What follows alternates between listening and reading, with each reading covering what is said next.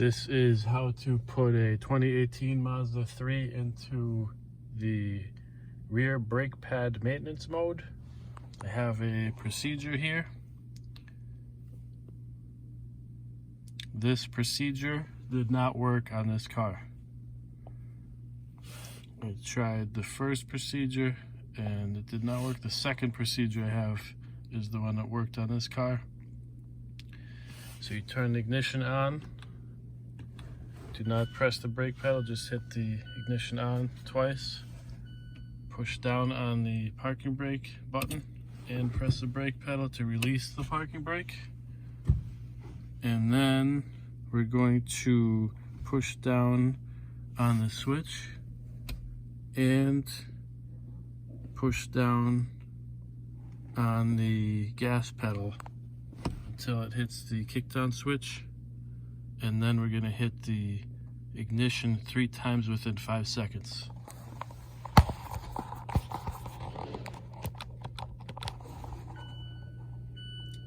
I hear the electronic parking brake retract and this P parking brake warning light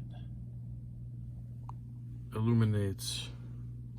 And then we're going to turn the ignition off, do the brake job, and to get it back out of the mode, when you do the brake job, push the calipers back the way we normally. Just be careful with the electronic parts, don't put too much force on them. To get it out of the mode, turn the ignition on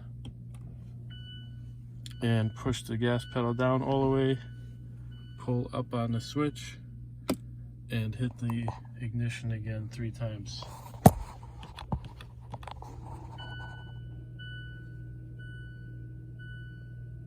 Parking brake is setting and the light shuts off. And now we can turn the ignition off again and use the brake as normal.